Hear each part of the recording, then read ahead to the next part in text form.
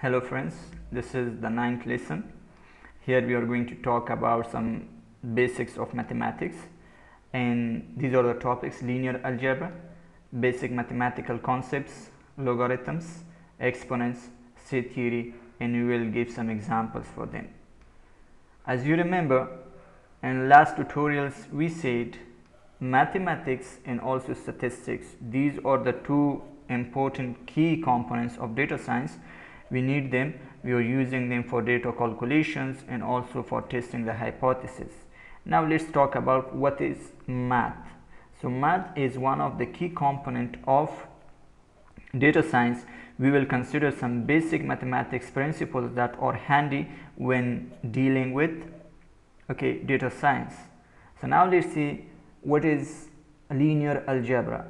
So linear algebra is an area of mathematics that deals with math of matrices. So whenever we want to do some calculation on matrices like addition, subtraction, multiplication, transpose, or some other operations, so for that we need what? Linear algebra. And also if you want to do something on vectors, calculation something, so we need linear algebra. It means these two, vectors and matrices, are nothing but parts of linear algebra. Okay, let's see basic mathematical concepts. The first thing here we are considering is vector. So let's see what is the vector. So vector is any quantity with magnitude and direction. Magnitude plus direction is called vector. Any quantity or object with magnitude and direction is called the vector. So it is represented here by list, and here we have, if we have a list like this, x and y, it means this vector is actually in two-dimensional area. If we have x and y in z, so it means the vector is in a three-dimensional area or space. So we will consider some basic operations on vectors here. So for example, we will find the magnitude, means the length of a vector. We will add two vectors, subtraction of two vectors, dot product, and we'll find the scalar product of two vectors or a vector. So the second thing here is the matrices. So what is the matrix? So the matrix is a two-dimensional collection of numbers. So we have array and matrix, or we have an array, two-dimensional array. If two-dimensional array is considered, so it is called as matrix, because in two-dimensional array the values are arranged in the form of rows and columns. Here also in matrices we are arranging the values in the form of rows and columns. So the values in the form of rows and columns, if it is two-dimensional, so that is called the matrix. Here we will represent the matrices as lists of lists, like nested list. I have given some example if you remember. So if A is a matrix, then A of I in J is the element in the jth row and ith row in jth column.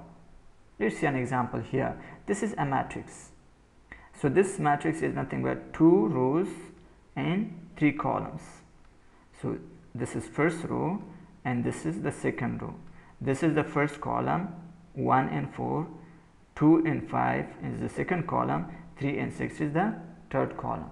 So the first element here is, it is called I in j location, means here I is also 0, j is also 0, the first location. So here I is 0 but j should be changed to 1. So here is 0 1, here we have 0 2, but here it is 1 and 0, it is 1 and 1, and here we have 1 and 2. So it is a two-dimensional. The elements are arranged in the form of rows and columns. It has two rows and three columns. So matrix is our generalization of pandas data frame. As you remember, data frame we defined it is a tabular data.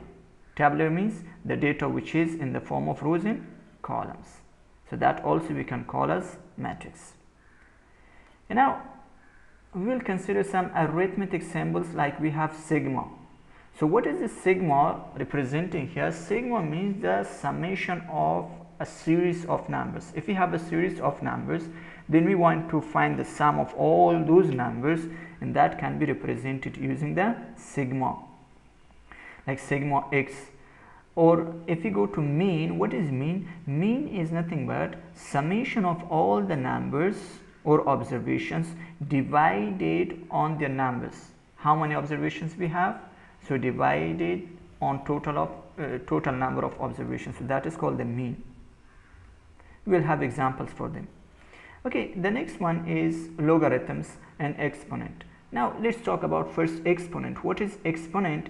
Exponent tells us how many times you have to multiply a number by itself. For example, here if you remember, we said exponent or power, we are using two stars here, or double stars, or used for raising a number into some power. So here 2 raised to the power 4, it means 2 exponent 4. So here 2 is called the base and 4 is called the exponent.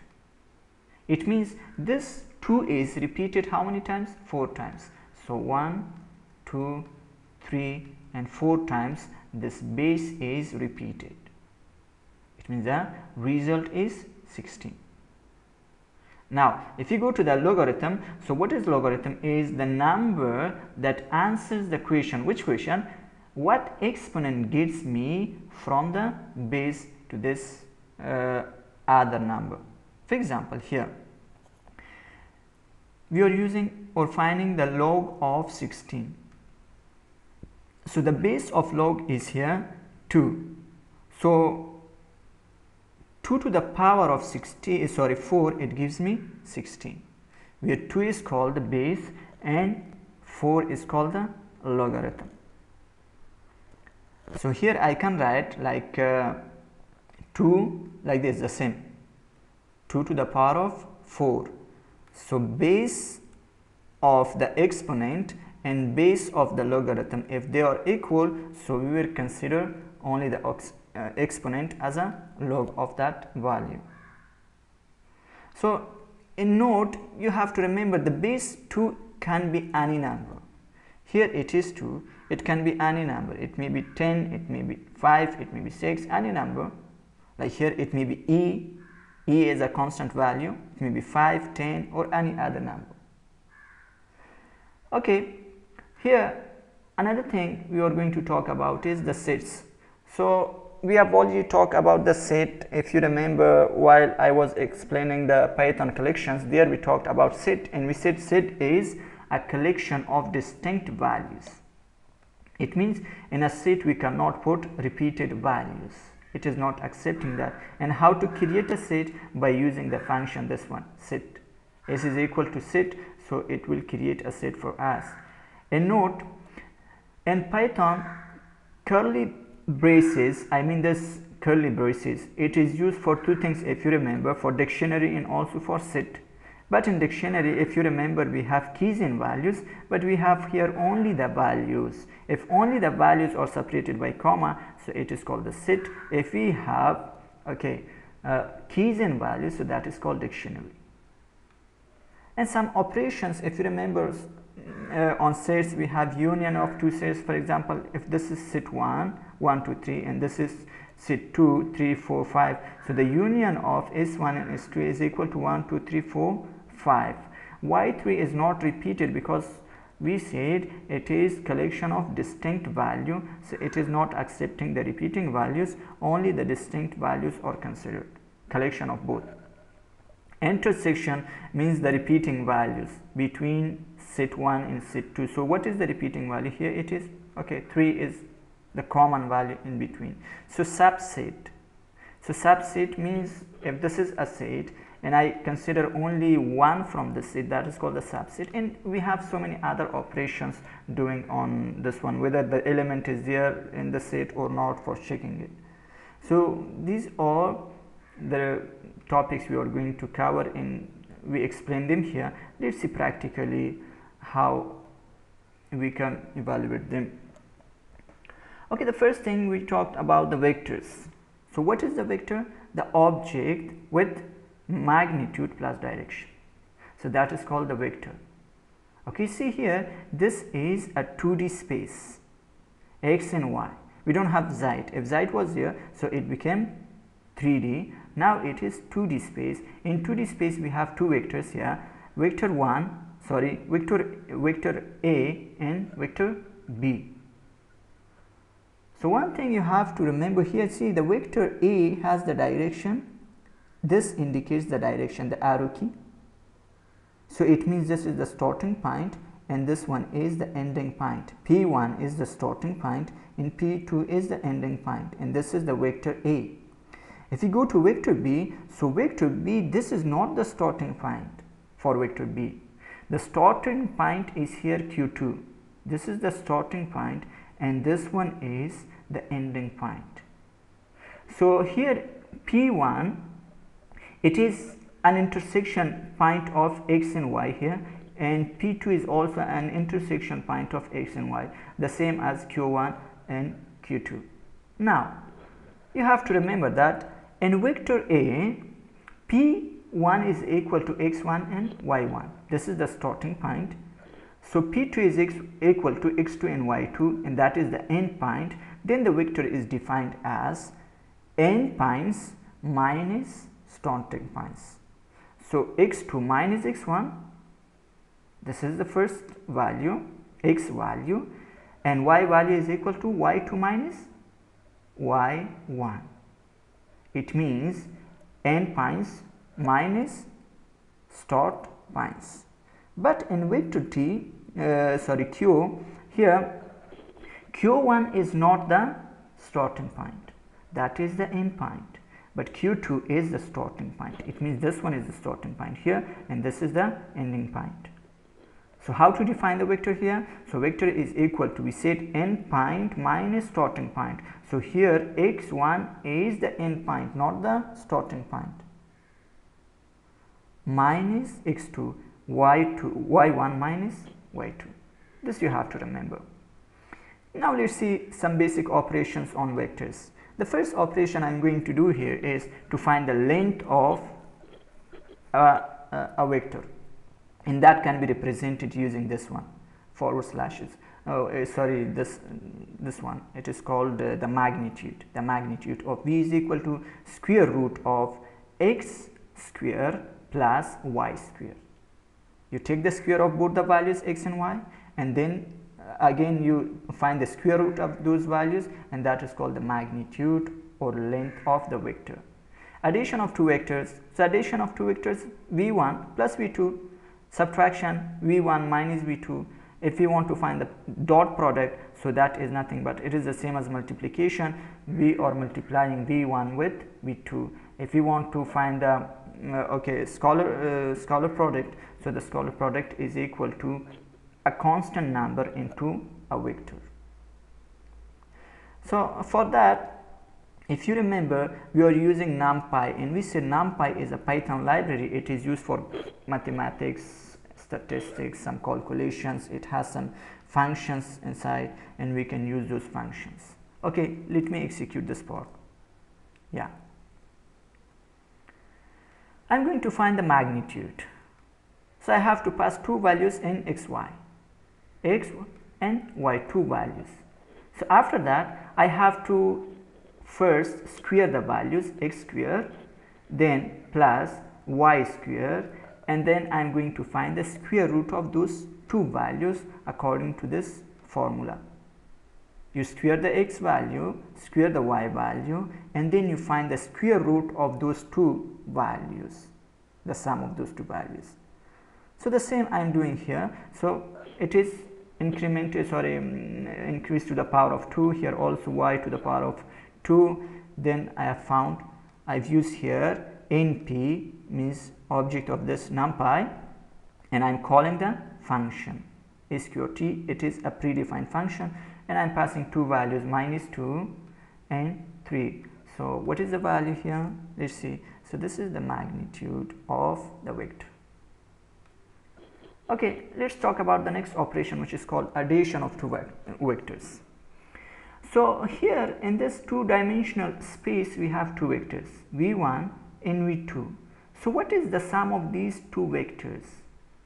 If you are moving v2 from its origin, the same without any changes, and connect it to the end of v1 like this, so v2 is moved to the end point of v1, and then again we are connecting the starting point of v1 with end point of v2. So this one is called the summation of v1 and v2, and that is represented by v3. Or here we can say v3 is equal to v1 plus v2, which is equal to v1 of x plus v2 of x. The second value is v1 of y plus v2 of y. This is not there because it is not a 3D area, a space, it is a 2D. If it was in 3D, so we had to consider these values as well. So how to find that? I have defined two vectors. This is my first vector and this is my second vector. It should be like 4 plus 6, that is 4 plus 2, it becomes 6, 7 plus 3, it becomes, okay, 10. So the next vector, what we are getting here, it should be like 6 and 10. Yeah, 6 and 10 is the summation of these two vectors. How to do that? Okay, if you remember something you studied in list comprehensive or list comprehensions, if you remember there, see, I'm using a for loop and zip also you studied for combining 2 or 3 lists together. So here I'm combining these two lists, list 1 and list 2, and then I want to find each sum of two values. Okay, the sum of list 1 first value with the sum, okay, I'm adding it with the first element of list 2. In the same way, the second element of list 1 with the second element of list 2, they are added, and I'm calling the function here. I'm passing those two lists. So this is the value or the next vector what we got. Okay, what is subtraction? Subtraction of two vectors, how to do that? Here we are not moving any vector, just we are connecting the two endpoints. So this is v1 and this is v2. In summation, if you remember, we were moving this v2 to the endpoint of v1, but here I'm not moving it. It is in the same position. Directions also we are not changing, just connecting the two endpoints. If you connect the two endpoints, and that vector gives you the subtraction or the difference between v1 and v2. The same as here, v3 is equal to v1 minus v2. So v1 of x minus v2 of x, v1 of y minus v2 of y. We are not considering this because it is a 2D vector. The same, just I change here the minus. It was plus and now it becomes minus. I'm passing these two values and we will find the difference. So this is the difference because, okay, 4 minus 2, it is 2, 7 minus 3, it is 4. The next one is the dot product. The dot product, friends, you have to remember, it is giving you, okay, it is giving you a scalar or a constant value. It is not again a vector. If you want to find a dot product of two vectors, it is not again a vector. Like in summation and subtraction, if you remember, it is giving you a vector, but here it is not giving you a vector. It will be a constant value or a scalar. Okay, see the same, where is the dot product? It's here. Yeah, I am passing two vectors and I want to find the dot product for that. How it is possible? The same as multiplication, but the result will be summed. It means you multiply these two numbers, it becomes 8, multiply these two numbers, it becomes 21. 21 plus 8, it becomes how much? Yeah, 29. And the next operation is scalar product. So in scalar product, what we are doing, we are multiplying a constant number with a matrix. Very simple. Sorry, not matrix, with a vector. So this is my vector and this is the constant value. What is the result? The result is 8 and 12. It should multiply. Yeah, let's go to the next linear algebra that we talked before is the matrix. So matrix, we said it is a two-dimensional array or list of values which are arranged in the form of rows and columns. Here I have created a matrix. It is 3 into 3. It is 3, okay, into 3. So 3 into 3, how many elements are there? 9 elements we have. How many rows? 3 rows and 3 columns we have. So this is the first element, and 0 0 position, 0 0, I is also 0 and j is also 0 here, but here I is 0, j is 1, here I is 0, j is 2, here this one is okay 1 0 1 1 1 2, here is 2 0 2 1, and here we have 2 2, and these are called the diagonal of the matrix. In diagonal of the matrix means 10 we have, 12 we have, and we have 23. Here the indexes are equal because here I is equal to j, 0 0, here I is equal to j, it is 1 1, here I is equal to j, it is 2 2. So if I am printing it, so this is, it is in the form of nested list. As you said, this is a list, within a list we have created another list. This is called nested list. Let's do some basic operations here on matrices. First I am going to find the rows and columns of a matrix. So for finding the rows and columns we have to go for, okay, this is my matrix, I want to find the length of that. So the length of that matrix gives me the number of rows. If I go to the first position and I put 0 here, and that is giving me the number of columns. So that number of columns in number of rows will be return to this function, and I am going to print this function here and passing the matrix, and that is giving me the number of rows and columns 3 into 3. So the matrix was 3 into 3 if you remember this one. Okay, let's go to the next operation. The next operation I am going to do here is addition and subtraction of two matrices. Very simple. So this is my matrix 1, 3 into 3, and this is matrix 2. So let me print this. If you want to print it in the form of matrix, not in the form of list of list or nested list like this, so first I have converted to a numpy array. So it is converted to numpy array, so it is displaying in this form a two-dimensional array, rows and columns. So okay, let me execute this one. So this is my second matrix. Now I want to find the addition of these two. So first I create another matrix called the result matrix.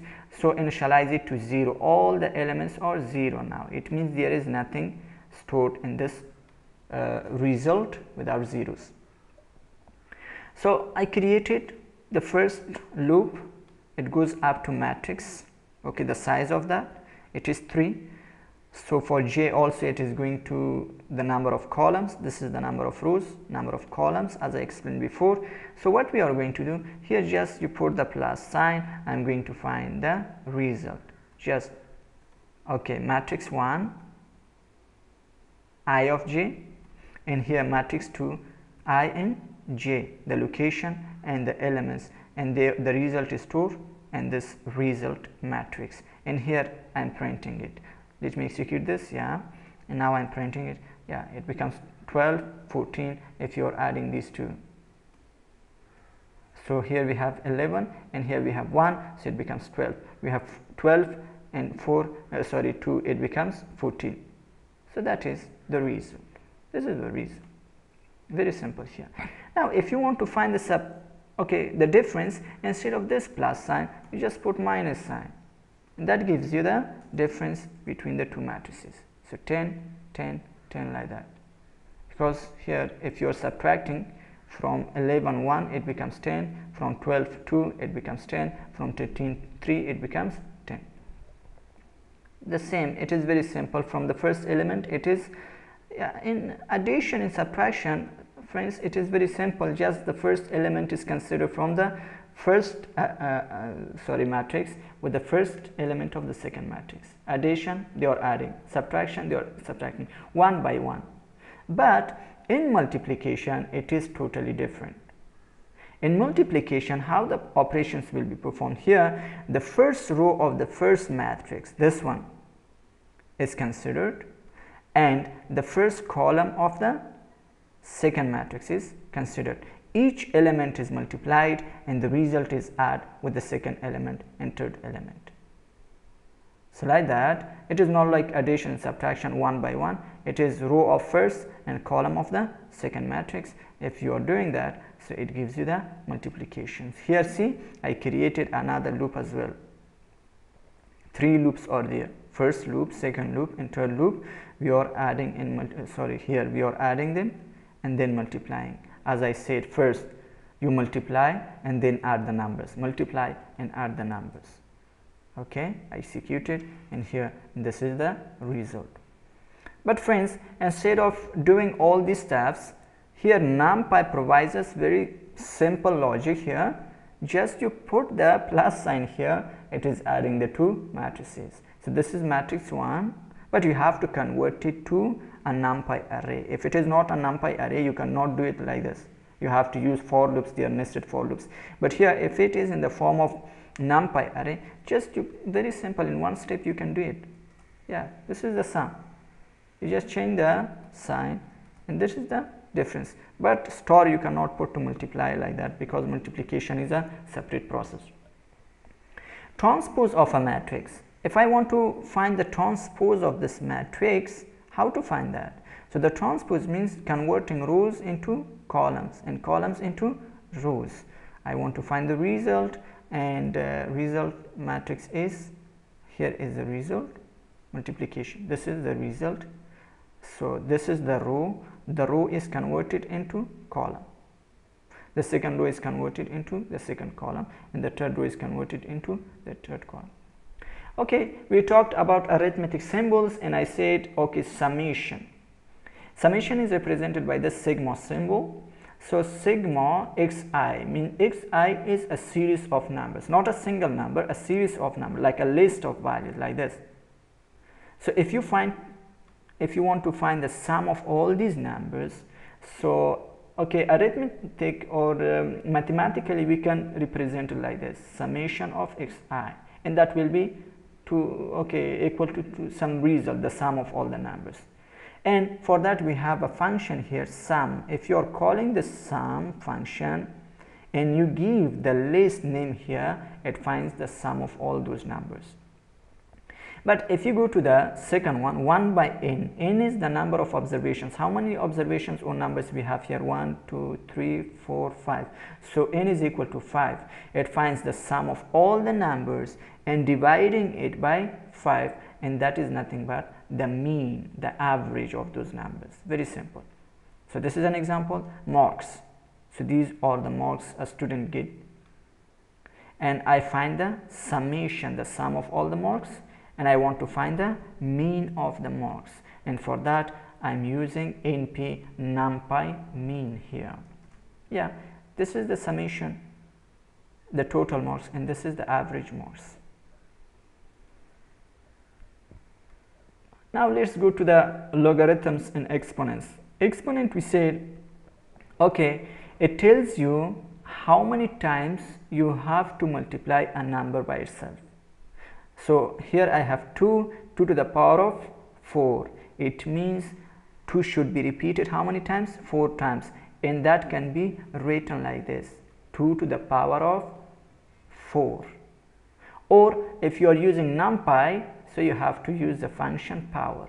So this is the base and this is the exponent, and the result should be 2 to the power of 4 is 60. Whether you are using this method or this method, the result is the same. Okay, let's go to the logarithm. And logarithms, we said, is a number that answers the questions what exponent gets me from the base to this other number. See here, okay, 16 is my number. The base of log is how much? 2. So here, which number should be raised to the power to give me 2? So that is 2 to the power of 4. 2 to the power of 4 is 16. So base here we get 2, and base here also we got 2. So the result is 4.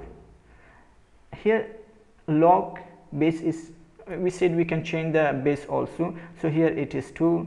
Here we can change it to 10, or we can, if you are not putting 10 or 2, so it will be by default e, and that is called the ln of x, or the ln of that variable, whatever variable you are giving, ln, not log, the ln of that, if you are not giving the base. So the base will be chosen as e, and e is a constant number, and you will see the value of that. This is the value of e.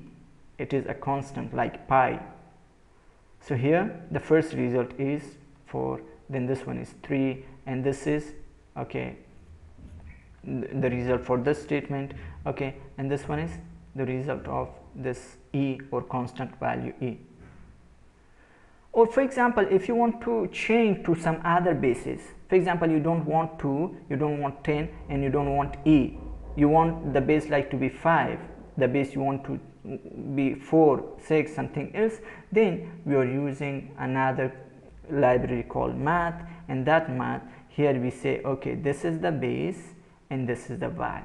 You have to say, like here, this is the base is 2, and what is the exponent? The exponent here is 4. Here the same, what is the base? 5. I change it, not 2, not 10, not e, it is 5, and here we have the value. Let's see the result. Yeah, it is giving me 2, and here it is giving me 3. Okay, the last topic we said the set. What is set? Set is collection of distinct values, and we can use like this. We can create a set by using the predefined function set. S is equal to set, open the brace and close it, and then we have to put the values in the set, and we said that this curly bracket is used for both Python dictionary and Python set. But the difference is here, in dictionary we have collection of keys and values, 2 values we have there, keys and values, and that is called the item. But here we have only the values, and they are separated by, okay, comma. Now let me print them. Okay, here we have, friends, 6 values, but the list is printing us here 5 values. Why? Because it is not accepting repeating values, it is taking only one of them. That is the definition of set, distinct values. Let's do some basic operations of that. For example, if I want to find the magnitude of a set, sorry. So for magnitude or length, we are using the predefined function len. So that is giving me the length or the magnitude of the set. If you want to see, okay, set is null set, so you don't put any value there, so that is called a null set. If you want to check whether this 2 is there in the set or not, so we are using the n operator here. So let me run this. Yeah, so the length is 5. How many values are there? 5 values. So this one is null because we don't have any value there. Whether 2 is there in the set or not, yeah, it said 2 is there in the set, it is returning true. Okay, if you want to find the union of 2 sets, it is very simple. The union of 2 sets is again a set without repeating elements, the collection, the union of both the values. So here we have 2 sets, 1 2 3, 3 4 5. It is not accepting 3 again because it is already there. So 1 2 3, it is not taking it from the second list because it becomes repeated again the 2 other values. So this is the result. So these were the basic operations on vectors, matrices, and we covered some like, okay, set. These were the topics as we explained them here. I hope you understood this much.